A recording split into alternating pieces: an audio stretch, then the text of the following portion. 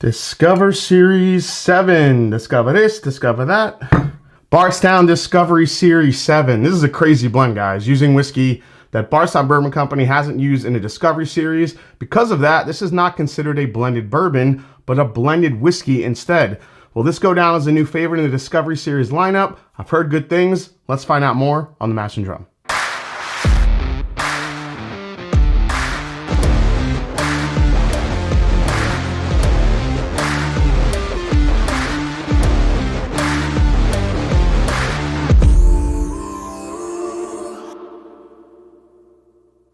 What's up, folks? I am Jason C. from the Mash and Drum. The Discovery Series from Bardstown Bourbon Company showcases the art of blending hand-selected, supremely aged bourbon. For each release, team members throughout the distillery taste, analyze, and vote on the best recipe in the pursuit of creating something unique and delicious. This is the Discovery Series 7, the first non-blended bourbon in the lineup. Why? Well, take a look first.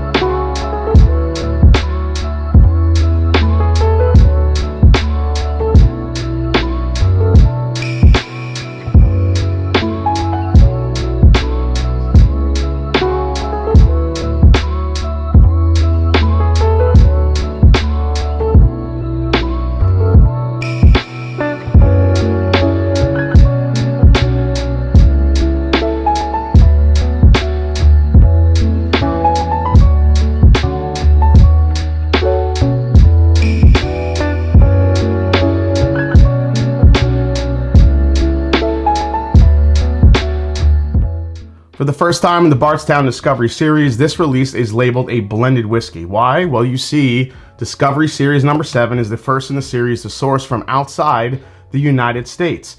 So for this blend, the team at Bardstown Bourbon Company added a Canadian 100% corn whiskey, as well as including an NGP rye in the blend. Here's how the blend shakes out. So in this blend, 31% of it is a 12-year-old Kentucky bourbon, 75 corn, 13% rye, 12 barley. 25% of the blend is a 12-year-old Kentucky bourbon, 78 corn, 10 rye, 12 barley. 21% of the blend is that 12-year-old Ontario Canadian whiskey, 100% corn. 15% of the blend is a 7-year-old Indiana rye, not a super high rye. We're looking at 51% rye, 45% corn, 4% barley. And to round it out, the last 8% is that 17-year-old Tennessee whiskey, 84% corn, 8% rye, and 8% malted barley. So the new Discovery 7 is bottled at 114.5 proof for $140. Keep an eye out where Bardstown Bourbon Company bottles are sold near you, as this is starting to roll out everywhere. So I was at the distillery this past weekend and I grabbed the blend. Once I saw what was in it, I was very intrigued. Once I saw the crazy blend, 2 bourbons, 1 rye, 1 corn whiskey, 1 Tennessee whiskey, I was like, man, what else are they gonna throw in here? But Bardstown Bourbon Company has a very cool way of blending great whiskeys together. So let's dive in. The first thing that jumped out to me about this was there's a nuttiness there, but there's also a very, very intense sweetness profile to it. So that corn whiskey is really coming through. So this is my second pour, and even from the first pour, this amount of sweetness I'm getting on the nose on just the second pour, way more intense than the first one. I'm getting like donut, like a fried donut, like a vanilla strawberry glazed donut. A little bit of chocolate too. I'm getting some citrus, not sure if that's from the rye or just from the blend coming together. Sometimes I get citrus from that Tennessee whiskey that's in there too. Yeah, very sweet on the nose. Yeah, almost get like funnel cake, a little bit of cinnamon maybe. The fried dough aspect of this is friggin' delicious. All right, let's try it. This is so good. I mean, when you talk about a blend with that amount of whiskeys, this is blended to perfection.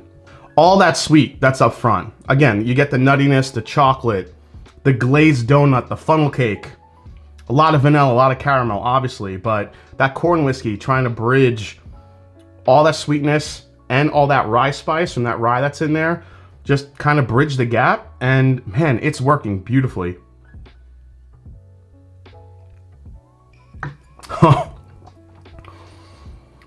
It's getting more like raspberry strawberry the more I'm drinking this. It's like a strawberry Pop-Tart. A lot of, with the icing. With the icing, just saying, you gotta have the Pop-Tart with the icing. But then that beautiful rye spice comes in and just balances everything out. Just when you think it's gonna be too sweet, that rye spice comes in and just kind of knocks it back to earth. There's an underlying pepperiness that just goes on and on for, man, for a while here. Just getting like that peppery, like Pop Rocks. A little bit of like a black tea, citrus, pepper on the back end of this one. Again, and this is, it might sound like a crazy mix of flavors, but it just kind of takes you through this ride.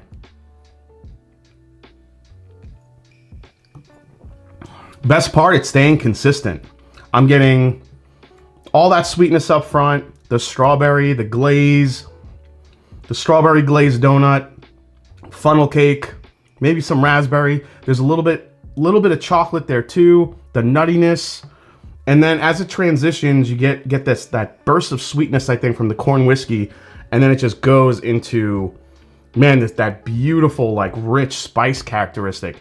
This is blended beautifully. It's probably one of the better balanced bourbons I've had in a long time.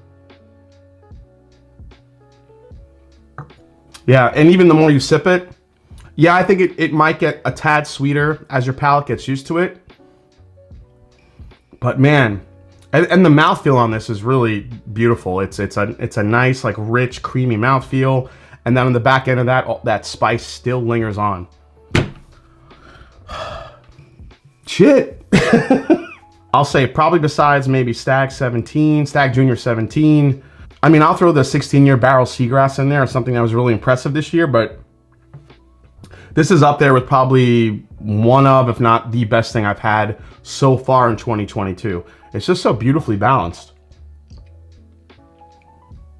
Oh my God. The sweet, the spice, the creaminess.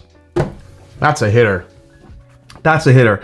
Now, if you're wondering, oh, is it better than, 6 or 4 or even 3? I think it's just different. It's a different monster with that kind of blend. I mean, I don't think you could compare. It really just comes down to your palate. Honestly, with that spice, if I have to say it reminds me of one of them, probably reminds me a little bit more of Batch 3 with that high age MGP in it, or Discovery 3, I should say. Just because it might not have the punch that Discovery 3 did, but I think the creaminess and the balance of it is what makes up for it. So, man.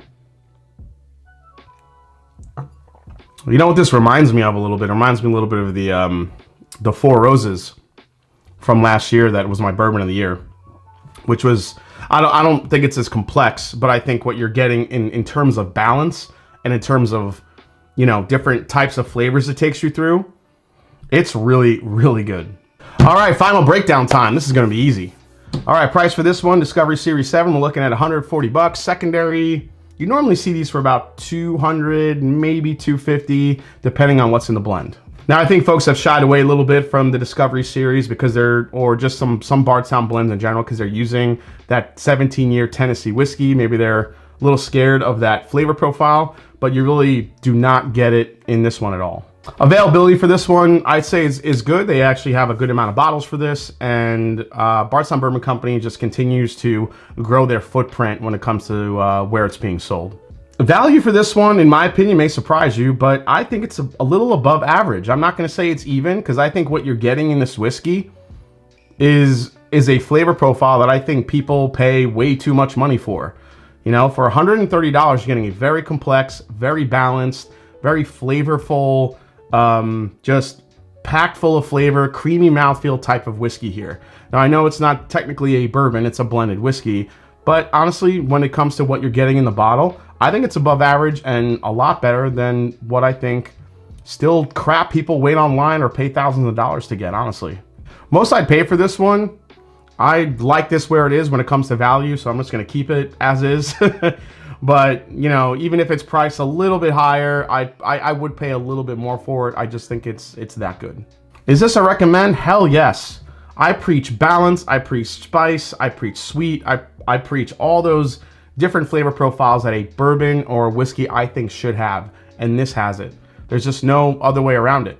Now, if any of you, like I said, out there are afraid of the Canadian corn whiskey, or you're afraid of the Tennessee whiskey that's in there, fear not. You really don't get any of that. You get a lot of sweet, you get a lot of spice, you get some stuff in between. Home run from Bardstown Bourbon Company.